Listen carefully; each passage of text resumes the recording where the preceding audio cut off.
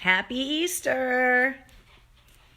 It's 8:30, and even on Easter Sunday, we are social distancing and we are hanging out in our houses. And so we get together every night at 8:30, like clockwork, and it's Easter. So I got to bust out the bunny suit. So happy Easter, everybody. Cheers. Buona Pasqua. How are you guys? I am just going to tell you right now that I am exhausted. And if I make it through the next 45 minutes without passing out, oh my God. I've been sneezing all day because I spent so much time outside today. I worked on my garden all day today. And I posted pictures up on this Facebook page and also on my Instagram at Mistress Carrie WAF.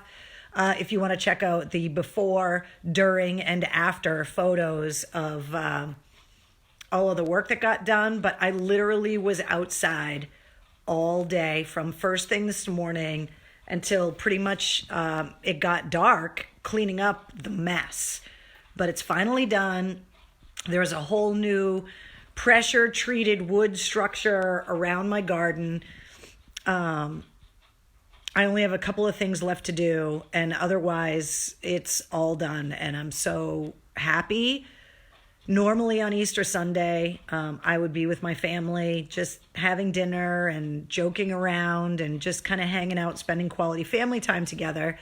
Obviously that didn't happen. And my cousins asked me to make a batch of my anise cookies that I usually make around Christmas time. And I was going to make them and shape them like Easter eggs. And my cousin Christy, I'm so sorry I did not make cookies yet. Maybe I'll do that this week. But I didn't do it today because it was so nice outside. I just wanted to go outside. And so I worked in the yard all day today. And I am exhausted. I loved being in the sun. It totally helped me and, kind of lifted my mood, even though I was, obviously not with my family like I wanted to be. But being out in the sun today and being outside and having it be warm, it was just really nice. But I am exhausted. Now, I know this is my pink nightmare Christmas story, Ralphie pajamas, but it's Easter and this is all I could do. I've been trying to get the ears. There's like things in the ears and I've been trying to get them to stand up, but they won't. So this is as good as I could get. And remember a few weeks ago when I was like, I'm starting to go crazy because I've been spending too much time in the house and I put on the bunny suit. I never thought in a million years that I would still be home and putting the bunny suit on again because it was freaking Easter. So I couldn't not wear it because you guys know I have it. So there you go. There was a lot of things that were supposed to happen today. Karina says Kill Switch Engage was supposed to play at the House of Blues today. The Masters were supposed to be today. Obviously, it's Easter and Passover, so there were a lot of family holiday meals and family time. I know that the Easter Bunny did go around in some parades today just so that kids could go out on the front lawn and see him as he went by, but definitely the day did not go as it would have been if everything were normal, but nothing's normal anymore. So there you go. So how did you guys handle today? Were you just hanging out? What were you guys doing? How was your Easter? I want to know what you guys did because there are certain days of the year that not having kids sucks. Obviously, Christmas is one of them, and Easter is another one. Just the Easter egg hunts and the Easter baskets and all of that stuff. There's no kids around, so I didn't get to do any of the fun stuff. For anybody that's asking, Copper Mug, Moscow Mule. So how did you guys spend your Easter? Jessica says worked on the motorcycles. Rick says it's his mom's birthday. Oh, okay. So for anybody that's celebrating their birthday today, Rick's mom, my niece Michaela, is celebrating her birthday today. She's 20. I have a 20-year-old niece. Ah! If today is your birthday, you also celebrate it with Tiny Tim, Herbie Hancock, David Cassidy, Art Alexakis from Everclear.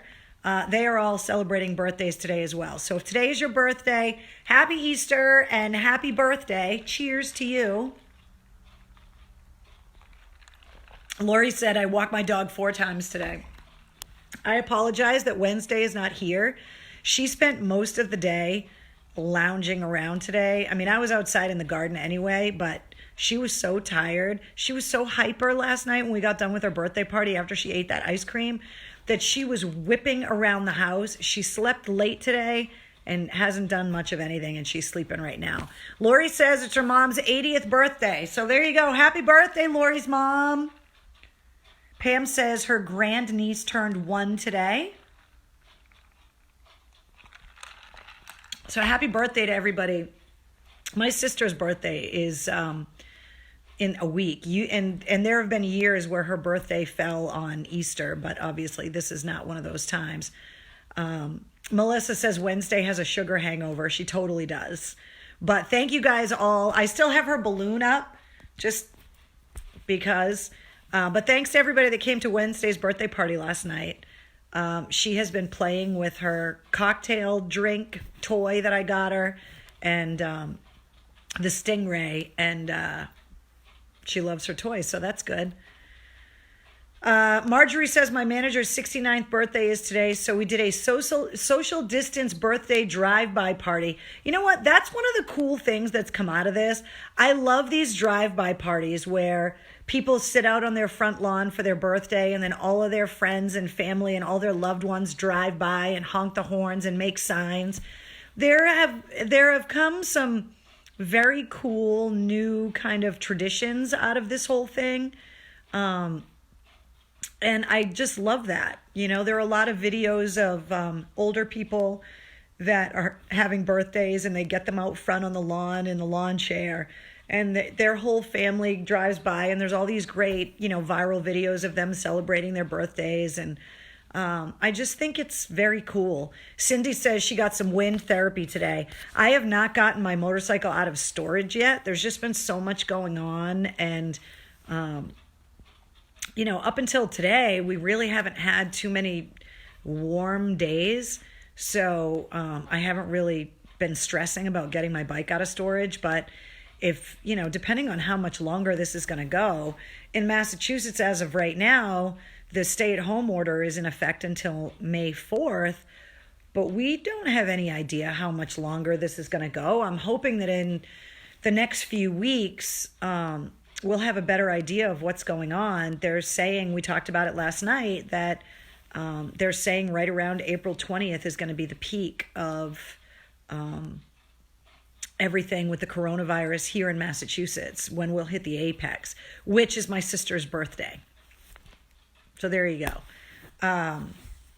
So we'll have to see, but I am very excited to get out on my motorcycle. Hey, Sean. He says the Haverhill Fire Department did an Easter tour today. See, that's awesome. Tom says a lot of bikes out today. I heard them when I was outside working on my garden. I could hear the motorcycles bipping around, and that's awesome. Bob says bad weather tomorrow. Charge your devices. Yeah, they're saying that we could get some pretty serious storms, like an inch of rain. There's a lot going on, so I mean, why wouldn't we have a power outage or something? I mean, there's massive tornadoes that are ripping through the South right now. There's already 6 people have died, and people are seeking shelter in tornado shelters and still trying to social distance. But they're ripping through Louisiana, Mississippi, Georgia. So the weather does not care that we are trying to social distance and trying to be careful. The weather is going to do what it does. So if we're going to have some nasty weather tomorrow, you want to make sure that you're still prepared for that. Let's see. Brianna says the garden looks great. Thank you very much. Ron says did a little Mustang therapy and went to Dairy Queen for blizzards. Oh, I would love a blizzard right now. Oh, Marino says, will you do the bunny hop for us? No, I'm wearing the suit for you. Happy freaking Easter, okay? Not doing the bunny hop for you.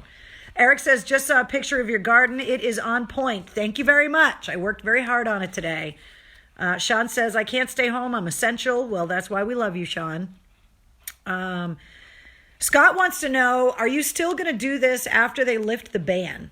That all depends on my plans, my post-WAF plans that I started putting into effect before the coronavirus kind of took over and derailed everything. So I'm hoping in the next few weeks I'm going to have at least one announcement for you to kind of let you know what I've been working on and whatever, but I can't really talk about it right now. So I don't know yet, Scott, but as of right now, every night, 8:30 on my Facebook page, we'll all hang out. We'll have a cocktail together. And I'll figure it out from there. Is that your onesie? Yes. I told you guys before, my mom buys my sister and I matching pajamas every year for Christmas. And she seeks out the craziest pajamas. She's been doing it since we were little kids. These were the pajamas that we were supposed to sleep in, waiting for Santa. And every year we got different Christmas pajamas. It is a tradition that is still in place today. Even though my sister and I are in our 40s, we still get matching pajamas every year on Christmas Eve. And we've got a crazy collection of insane pajamas. A few years ago, when I got into my motorcycle accident and was out of work for, over a month, after each of my reconstruction surgeries, all I did was wear all of my crazy pajamas that I got from my mom over the years on Christmas. And I bet if you scroll back through all of my social media pages back to 2015 and 2016, you'll see a lot of the other pajamas that I have. Eric says that garden is going to keep your sanity. I agree, which is why I spent the time today and really wanted to make sure that the structure was all set before I start planting stuff. But I definitely am happy that I got all of that work done and had some help, some power tool assistance. So I got to thank my friend Scott for helping me out with all of that, getting all of the wood cut to size. And that was all the pressure treated wood that I got from Home Depot that I had to put on the roof of my car and then drive home without killing anyone. My ratchet strap game is strong. Trust me. Let's see.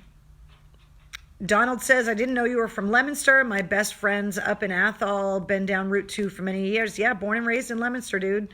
Speaking of that, on this Facebook page, I posted my high school yearbook photo. And I think we talked about it a little bit last night, that it's a thing going around. We got to show love and support for the class of 2020. Both college and high school, who just got the shaft, especially the high school kids. Their prom is gone, their graduations are gone. And so everybody's been posting their senior yearbook photo in support of the class of 2020. And if you go on this page, you'll see my high school yearbook photo and all of the verbiage that everybody's made viral. So copy and paste it, put your high school yearbook photo up. My hair was about as high as these bunny ears. But the class of 2020, I'm so sorry. You guys are missing out on a lot of great memories, but I will tell you this, that you will always have this story to share. I don't have all that many memories of my prom. Some good ones for sure. Graduation, yeah, I've got the pictures in the cap and gown, but you have got a lifelong story that you will be able to tell for the rest of your life. So keep your chin up, class of 2020. We love you. Get your pictures up and support them because there are some really, really fun ones. Frank says my Super Glide is running very well. I am very jealous of that. Lori says, I think this whole group needs to get together. You know what, Lori? That's a great idea. I don't know how we would pull that off. I don't know where we would pull it off, but that is a really good idea. And I'm actually going to look into maybe finding a place and making some kind of a plan this summer and doing a live cocktails in the war room. Not in my war room, obviously, but we'll find a bar and we'll go out and support a local business and we'll have a get together, and that would be awesome. And then we can finally kind of see all of the people that we've been spending every night at 8:30 with. That's a really good idea, Laura or Lori. I love that idea, and I would love to do that this summer. So let's see what happens. But remind me of that, and as soon as we can put something like this together, I would love to do that. And then I'll go Facebook Live from the Cocktails in the War Room reunion. Maybe that's what we'll call it. Cindy says, garden looks great. What do you plant? Right now, the only thing that's planted out there are peas and spinach, because I planted those from seed. You got to get those in early April. But normally I plant basil, thyme, oregano, mint, green onions, sage. God, I plant a lot of herbs, and then I plant chamomile, sunflowers if I can get them to grow. Sometimes I can, sometimes I can't. But then I do usually 3 different kinds of tomatoes, a couple different kinds of cucumbers, eggplant, zucchini, summer squash, beans, peas, peppers, Brussels sprouts. There's a ton of stuff. My garden is 60 by 20, I think. So there's a lot of room out there for me to grow a ton of stuff. And I love being able to go out there and pick stuff and make salads. And the back side of the picture that you guys can see of my garden, the back side of it is all raspberry bushes back there too. And I've got mulberry trees in the yard. So I love going out there first thing in the morning on the weekends in the summertime and picking a bunch of stuff, and then going to the drop zone to go skydiving for the day, which I also miss greatly. So I want to say hi to my whole skydiving family. Let's see. Please continue this. The Mistress Carrie and Wednesday show, Brianna says. Yeah, but my co-host sucks. Half the time she's asleep during the show. Let's see. Peter says, oh, I wish I had a Moscow Mule right now. Peter, I will drink it for you. It's delicious.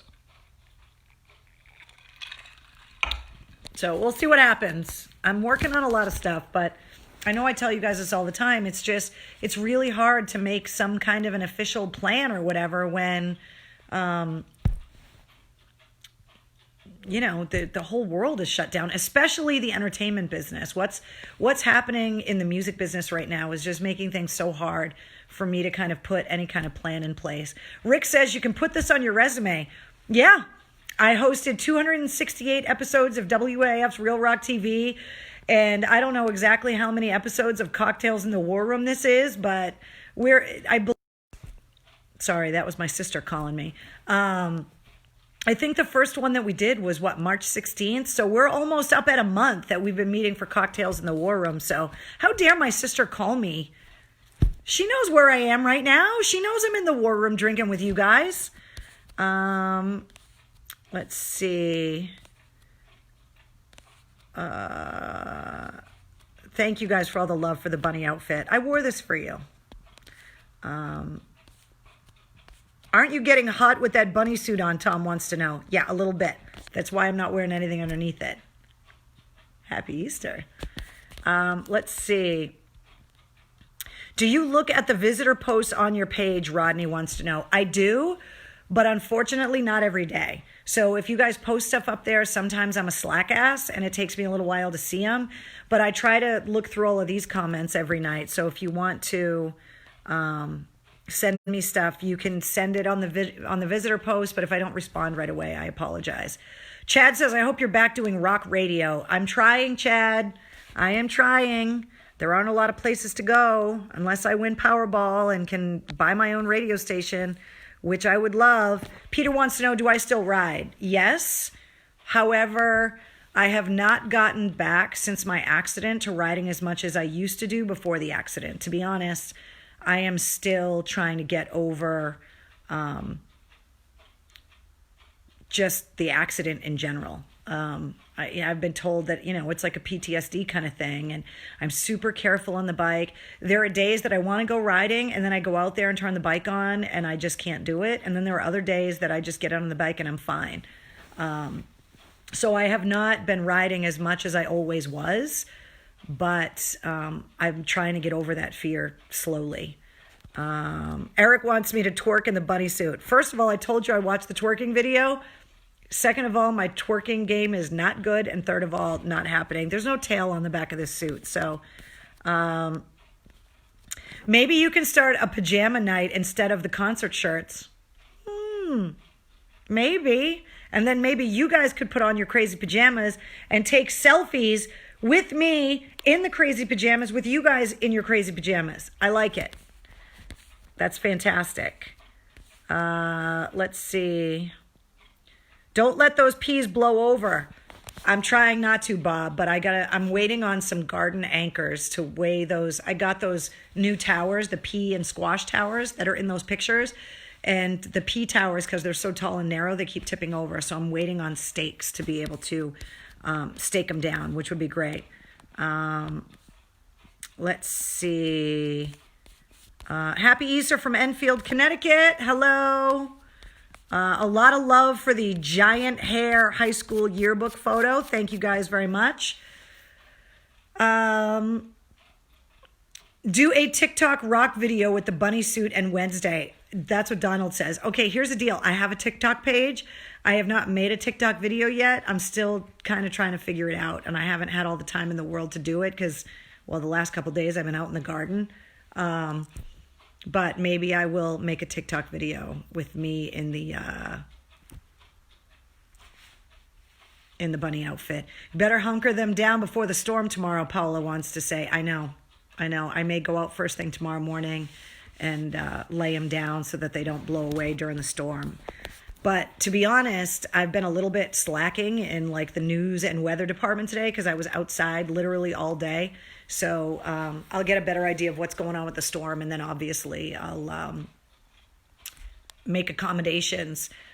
Ricky Power says, I've got a Chewbacca onesie. Pixar didn't happen, Ricky. That's what all my friends say. So let's see it. All right, so let's talk about some stuff that I did write down for you guys. You know how they're doing virtual tours of all of these different places, like all of the ruins in Greece. A lot of the museums are doing virtual tours. There's another place, and I've actually been to this place, and the virtual tour is very cool. Last year, I went to Romania and went to Bran Castle, which was where Vlad the Impaler lived, and it was the inspiration for Dracula. And I got to go to Romania and go walk through the castle, which was really cool. They're doing virtual tours of that castle right now. So you should definitely check out B-R-A-N, Bran Castle in Romania. Burning Man has been canceled. Andrea Bocelli performed in the historic Duomo today to an empty room. And they televised it. And the performance, it's Andrea Bocelli. So it was fantastic. China today. Hey, Wednesday, you're going to want to hear this. China reclassified dogs as pets instead of livestock. Wednesday just popped her head up. Don't worry, honey. I'm not going to eat you. Yeah, so China just reclassified dogs as pets, and they are not considered livestock in China anymore. You've seen the size of Wednesday. Livestock? Are you kidding me? There's not that much meat on them bones. She's 16 pounds, soaking wet. I found this, which was very funny. One of the earliest known uses of the F word was found in a manuscript called The Flying Dunbar and Kennedy, which was written in the final months of a plague in 1568 in Scotland. George Bannatyne was avoiding the plague in Scotland, and he wrote this manuscript of a guy named Dunbar and a guy named Kennedy, who were, I guess, 500 years ago, it would have been considered like a rap battle. That's kind of what the article said that I read. And in that manuscript from 1568 is one of the earliest published uses of the F word. And it was during a plague. So I guess, tradition, we should use the F word as much as possible. Apple and Google are building a tracking tool to tell people if they could have possibly been exposed to the coronavirus. What could possibly go wrong with them tracking you to be able to alert you if you may or may not have just been exposed? It's a little freaky. And no, I'm not wearing a tinfoil hat. I'm wearing Easter Bunny ears instead. There is a new symptom that they are documenting cases of when it comes to COVID-19, and it's called fizzing. Not even kidding. Some of the people that have been diagnosed with coronavirus say that it produces a strange buzzing sensation throughout your entire body, and they call it fizzing. Now, the people that I know that have recovered have said that the sense of taste and smell that goes away, that is absolutely true. Obviously, the shortness of breath and the labored breathing and the high fever are all things that I've heard from people that have had it. I have not heard about this fizzing thing, and I thought that was just freaky. I don't know, like the strange buzzing sensation. I don't know if it like feeling like you're getting electrocuted or like what it feels like when you're at a concert and the subwoofers are going off. I don't know exactly what that means, but I thought it was really strange and kind of wanted to let you guys know about it. Also, that Tiger King episode is supposed to be out today on Netflix. I have not checked it yet. Next Friday, there are astronauts returning from the International Space Station, and they're going to land in Kazakhstan. I'm assuming they're begging just not to come back here until this coronavirus thing is over. They're the only human beings that aren't in danger of contracting COVID-19 right now because they're on the freaking space station. But they said, they interviewed some of the astronauts that are planning coming home, and they said it's surreal to think that they're coming back to a global pandemic, which, yeah, exactly. It was 20 years ago today that Metallica filed their lawsuit against Napster. That's how long ago that was. 20 freaking years ago today. That blew my mind when I read it. I was like, holy shit, like 20 years, really? Crazy. The number of cases in the United States is up over 555,000. And unfortunately, the fatalities for COVID-19 in the United States are up over 22,000. I don't know where you're watching this from, but I know in Massachusetts, they're predicting the next 10 days to 2 weeks to be the apex here. So obviously just another reminder. I know that you guys are getting stir crazy and bored and, that you may not feel like what you're doing is making a difference, but we also know that, the next couple of weeks are going to be tough. So you got to stay strong about it. Let's see. Ben says they ruined Napster. Remember how awesome it was? I was always on Metallica's side with that, because it was, illegal music distribution, and it was an unpopular opinion that I took on the air 20 years ago in support of Metallica. But what I said on the air back then turned out to be absolutely true, which was, the bands the music business has to fund itself somehow. Pyrotechnics, semis, lighting crews, roadies, backdrops, instruments. These things all cost money. So it's either the bands, are going to cut their production down, or they're going to have to find a new way for the bands to survive.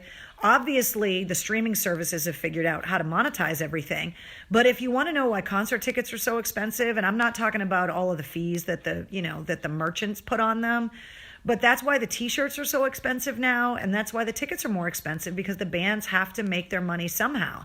People want to know why shows like Local Bazooka and stuff like that don't happen anymore, or like the AAF Halloween parties where we used to be able to do the ticket blitzes and give all the tickets away. It's because the bands would play the shows for free because we were playing their music and they were making all their money off of album sales. So when they stopped selling records, they had to stop playing shows for free because they have to be able to pay the bills somehow. So I never had Napster. I still buy music, especially my friends' albums that come out. I always buy them the day that they go on sale.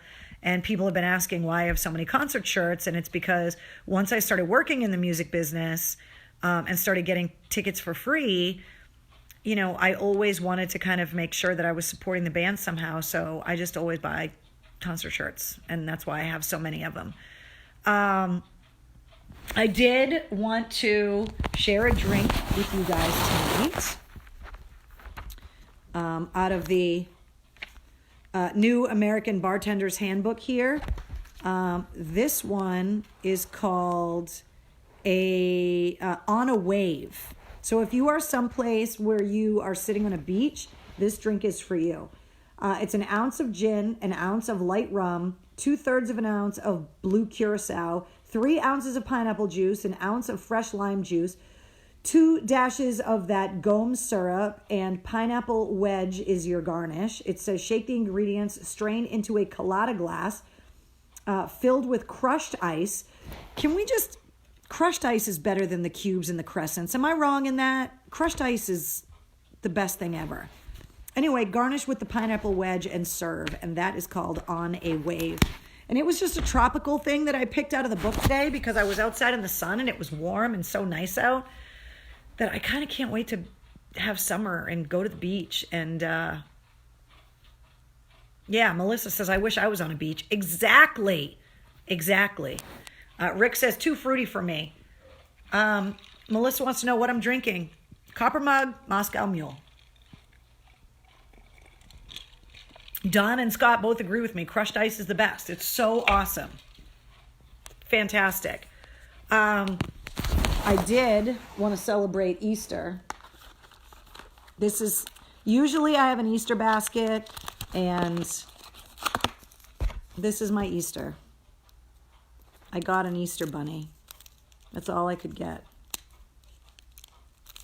So I got a bunny suit, and I don't even know if I'm going to be able to get this fucking thing open.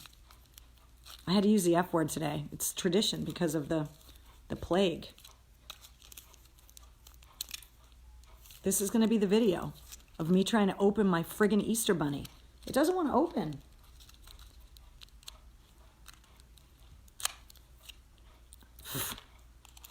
Adapt and overcome. This one's a solid one. There's nothing worse than a chocolate bunny that's friggin' hollow in the middle. Stop wasting our time. We want the bunny and we want solid chocolate, okay? If you're going to eat the bunny, give us the whole thing. I'm going to eat his head. What? Is this cannibalism? Am I violating the terms and services of Facebook right now? You're watching cannibalism. What's wrong with you people? That's delicious. Somebody has to make chocolate pugs. Not that I want to eat their heads because that would be weird. But nobody makes them. I've never seen them. What am I going to show you guys from the war room tonight? Paul wants to know. You know what? I totally suck. And I didn't pick anything out. So now I have to do it on the fly. Shit, I forgot. I told you guys I was totally out of it today. All right, hold on. I'll take you guys over to the shelf. See what I can find. I've shown you guys a lot of stuff, by the way. Like, I'm going to run out of stuff eventually in the war room to be able to show you. I can show you. Let me see.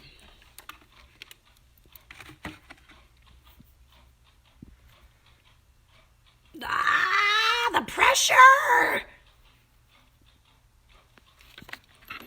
Oh, wait, I can show you this. Okay.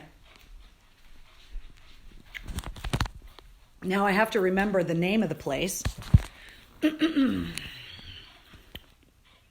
This is a shell casing that I found in Kabul. And I was taking a tour of Genghis Khan ruins that were in a fort. Remember when I told you guys that when I was in Afghanistan, I ate one meal that was cooked by an army cook and it was the best meal of the whole trip? This was that day. And is Mike watching? Is my producer Mike watching right now? Oh, this is going to be a good story. So, can I take the ears off? It's really friggin' hot in here. So, we went to visit some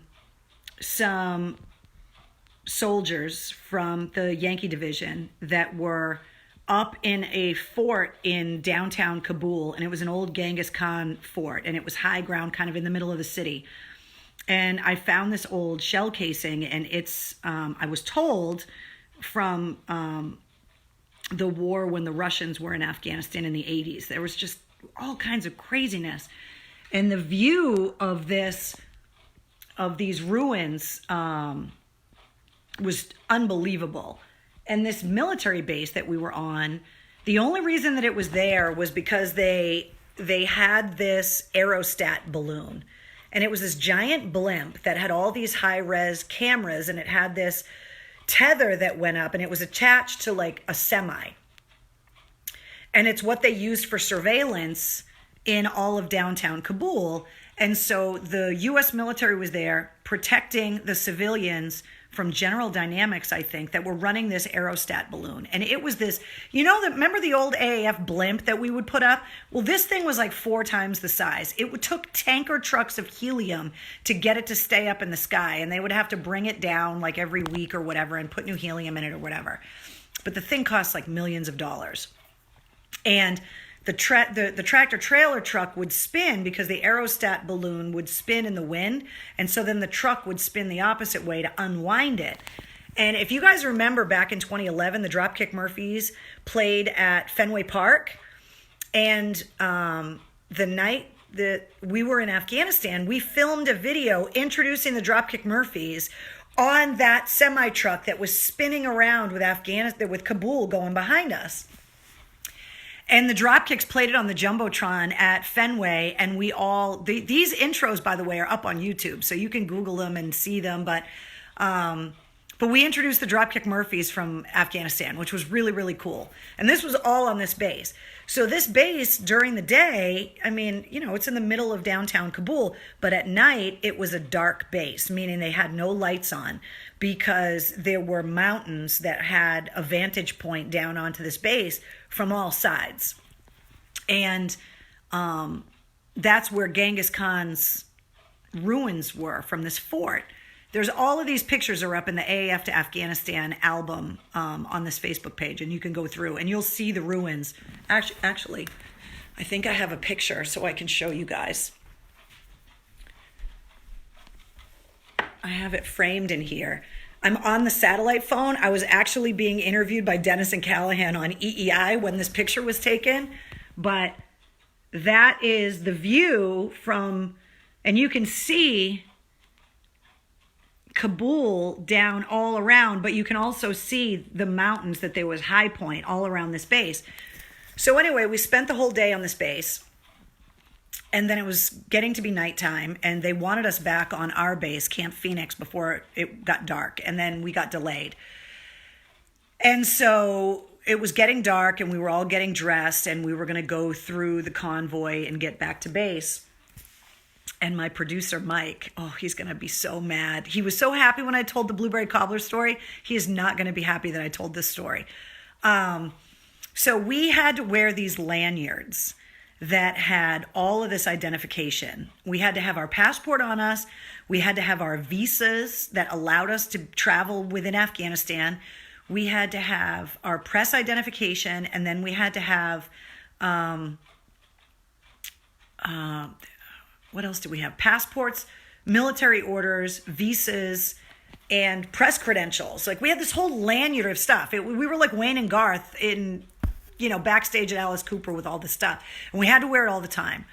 And so Mike and I were in different trucks because they wanted to split the liability of having 2 unarmed civilians in the same truck. We were in the same convoy, but we always rode in different trucks. So anyway, we were driving out of the convoy, and my truck, I think, was 3rd or 4th in the convoy. And our drivers were driving with thermals on because it was dark, and we had to leave this base with no lights on because there were no lights allowed to go on the base. So all of a sudden, our driver, Jones, says something just fell off of one of those trucks. He saw the thermal image of something fall off of one of our trucks that was ahead of us. Next thing you know, the convoy gets brought to a stop because my producer, Mike, realized that his lanyard with all of his identification was not on him anymore. And he can't find it. And this is everything that proves who he is. It's the identification that gets him on base, gets him on the planes, gets him into the military vehicles and aircraft. He can't go anywhere without this. Not only that, but obviously if all of that paperwork and identification got into the wrong hands, it would be a massive security breach. So they stopped the convoy, and now people are getting out of the trucks, and we haven't left the outer checkpoint of the base, which was manned by Afghans. So we had left the American checkpoint, which was inside a perimeter that was guarded by the Afghans. And they've got the red flashlights out, and they're outside, and everybody's looking for these credentials. And they think that that's what fell off of the truck, because Mike, when he went to put all of his body armor and stuff on, he took the lanyard off, hung it on the mirror of the truck, put all of his body armor on, and then was supposed to put all of his identification back on, but he didn't, and now it's fallen off the truck in the pitch black. So they know we can't leave without this information, or without this ID stuff, and we can't find it. So they have to call the base back that's in the perimeter we just left.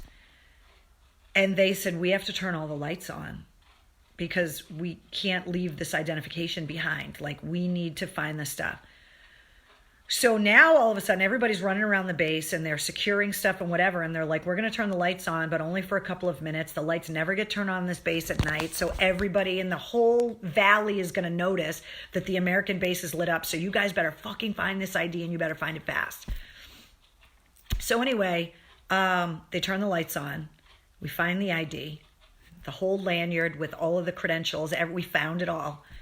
The guys were joking that they were going to staple gun it to Mike's chest so that never happened again. All the lights got turned back off. We had a little bit of an incident with some of the Afghan soldiers that were manning the perimeter, and some of our guys got into a little bit of a heated discussion. And then we were driving back to our base, and it was very late at night now. And so the guys from the aerostat balloon that we were visiting that day monitored us from the sky and watched us until we got back onto Camp Phoenix. And that was all the day that I found the shell casing in the ruins in Genghis Khan's fort in Afghanistan, which is right there. There's some other pictures of the fort that are really cool in the ruins. We took group photos together. It's just really, really cool. But that's what this shell casing reminds me of, is that day when we were in Afghanistan and my producer lost his ID. Not a good day. And we still, when we all get together, now this was in 2011, so this was a long time ago. And Mike and I are still extremely close with so many of the guys that we were embedded with.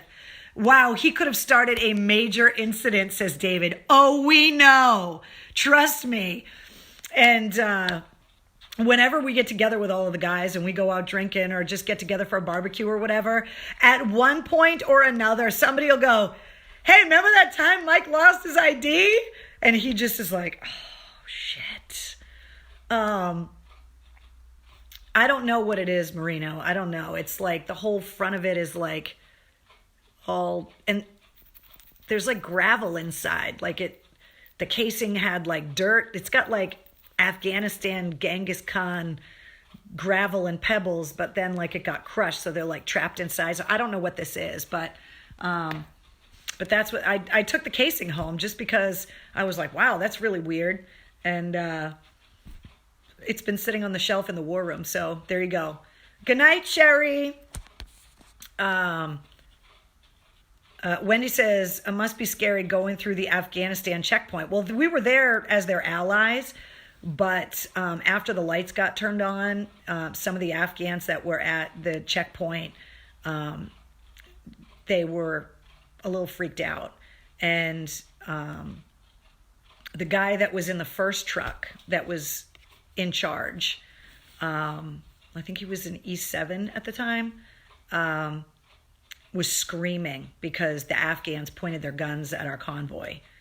And so then all of our guys pointed our guns at the Afghans, and they were screaming through the interpreter back and forth. And it was a very tense few minutes after we found Mike's ID. Like, that whole part of the day was crazy.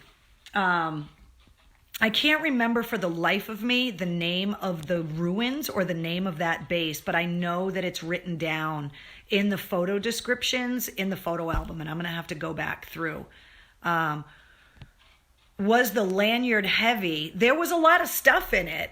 You know those passport things that, like, international travelers wear, and it has pouches? It was one of those, but it had passport, and it had like 3 different documents that we needed. It had plastic identification card that had our photo on it. Then it had a different plastic ID card that didn't have a photo on it that allowed us to get on base. So there was just a lot of crap. And then obviously we would stick pens in there and other stuff. So it weighed something, which is why it had a thermal signature, which is why our driver Jones, and the funny thing is, and if Jones is watching this, he'll be able to back me up. When Jones had the thermals on and said he saw something fall off the truck, everybody started busting Jones's balls that he was seeing shit. And he was like, guys, I know something just fell off that truck up there. And they were like, shut up, Jones. You don't know what you're talking about. And then 20 seconds later, they make the announcement on the radios that my producer had lost all of his ID. And Jones was like, I fucking told you guys. I told you something fell off the truck.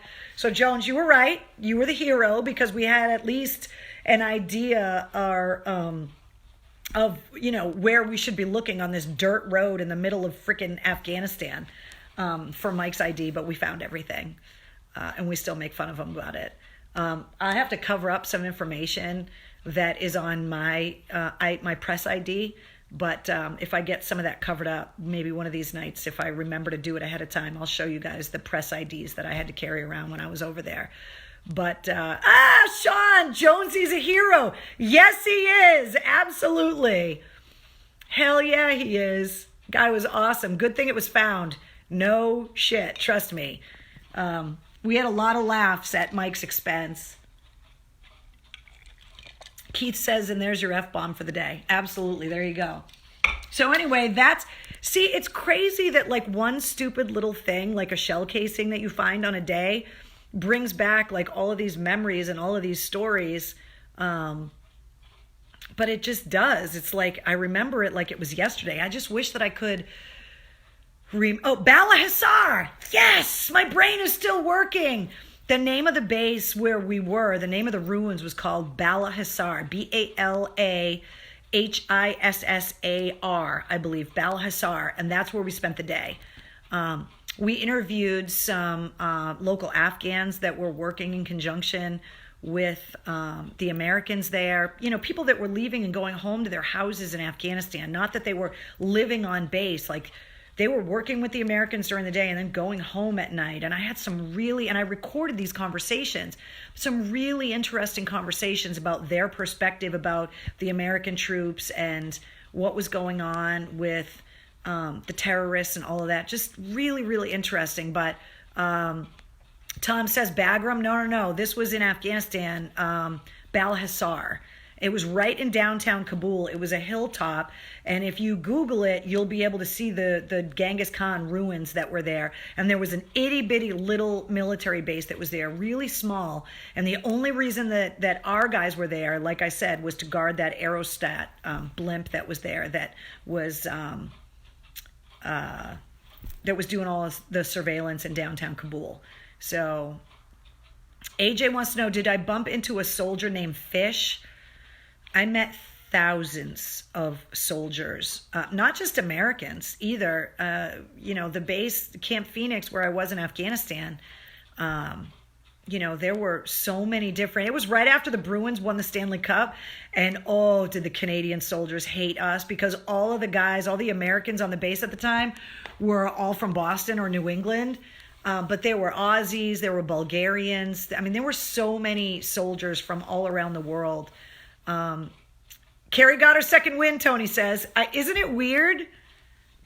It's because I ate the head off that friggin' bunny. Now all of a sudden I got a sugar rush. Maybe I should I just bit his face. I'm awake now. Let's do this. But it's so good. But if you look up Bella Hassar, you'll be able to see the base that I'm talking about with you. Jessica says, I need to have some drinks with you. Jessica, we're having drinks right now. We're having drinks every night at 8:30 together. It's a Wednesday all over again, Melissa says. Yeah, exactly. With her, it's ice cream. With me, it's the face off a chocolate bunny on Easter. Bunny head, Eric says. Exactly. Kim says, as always, thanks for brightening my day. No, Kim, thank you for brightening my day and giving me something to look forward to. I got to be honest, a couple hours ago, I felt myself nodding off on the couch and I was like, oh shit, I can't fall asleep right now, because then I'll wake up and it'll be like 8:45 and you guys will be like, where the hell is she? So I worked out in the yard all day, took a really hot shower, felt a little bit better, but now after I ate that chocolate bunny head, I am rip-roaring and ready to go. Feel fantastic. Terrence says, I should have bought Easter candy. When I went out the other day, when I went to CVS, I was like, I got to grab a bunny or something. I can't have Easter without. Steven says, you do this every night? Yes, every night at 8:30. We meet right here on my Facebook page and we have cocktails in the war room. So we'll be back here tomorrow night at 8:30. And if you go back, scroll down on my Facebook page, we post the videos after we finish going live. And you can see all of the videos that are up there. Wendy says, buy all of the Easter candy tomorrow when it's on sale. You're not stupid, Wendy. You're very smart. Absolutely. All right, one more bite of the bunny. So now you guys, here you go. I just gave you guys a history lesson you can teach your kids tomorrow. Tell them who Genghis Khan is. And then look up Bala Hissar and learn about the history of the fort. And then go on my Facebook page, go through my AAF to Afghanistan album, and you will see pictures that I took when I was there. And you have a whole history lesson for your kids. Wow. That just happened. 1 minute I was a DJ at WAAF, and the next minute I'm helping with your kids' history homework. Who knew? All right, guys. I think it's time for me to go. I gave you the drink. I showed you the War Room artifact. Oh, I should probably, hold on. It's Easter. I wore the bunny suit for you again, even though I'm starting to sweat my arse off in this thing because it's so hot. But it's Easter. How can you not wear the bunny suit? So I hope you guys had a great day. I'm sorry if you did not get to celebrate it the way that you would like to have, whether it be with your family, whether you're celebrating Easter or Passover, whether you were going to spend it sitting on the TV, sitting on the couch watching the Masters, like whatever your plans were for today. I'm sorry that another day is going by where things are just not normal and they're not the same. But we can't lose sight of what's really important is that, while the rest of us were working on our garden or out on our motorcycles or out doing whatever we were doing, there were heroes, true heroes that were working in the medical field, the healthcare providers in the hospitals, the first responders, people that are legitimately saving people's lives right now. And so we got to remember that. While I'm sitting here in a bunny suit, there are nurses and doctors literally saving lives as we speak. And we've got to just remember that. We've got to be thankful, and we've got to keep ourselves and our priorities in check. And just to remember that there are a lot of people going through a lot of really hard things right now. I talked to a friend of mine from college yesterday, and she lost her uncle to the coronavirus. And he thought that he just had the flu and was like, I'm going to go to the hospital. And went to the hospital and never came home. They never got a chance to say goodbye. They obviously are not going to be able to have services, and the family's devastated and heartbroken. And unfortunately, they are one of many families that is going through this right now. So we have to stay positive and be supportive of the people that need us. We've got to be thankful to all of the people that are making it possible for us to get the hell out of the way. And if you are one of those people, we appreciate you. and there's hearts in our windows and candles in our windows for you. And you deserve all of the praise and attention for being as selfless as you are, that when you could be home sheltering and hunkering down with your family to stay safe, you are putting on whatever protective equipment that you can find, and you are going into battle in a hospital with a deadly virus that is trying to take as many people as it can. And you guys are our heroes, and we love you. And to everybody that's working, all of the essential workers, everybody that's out there making a difference, you guys are the best. I tell you every night, but it needs to be said every night for a reason. You guys are our heroes, and we are so appreciative of everything that you guys do. So stay safe, stay strong, stay positive. We made it through another day, and we're going to make it through another day tomorrow. Just be there when someone needs you. I know this week I'm donating blood. My appointment is this week. So I'll get more information for you guys after I go to my appointment. But every little gesture helps. So find a way that you can give back and just do that. I love you guys. I'll see you tomorrow. Happy Easter. Bye.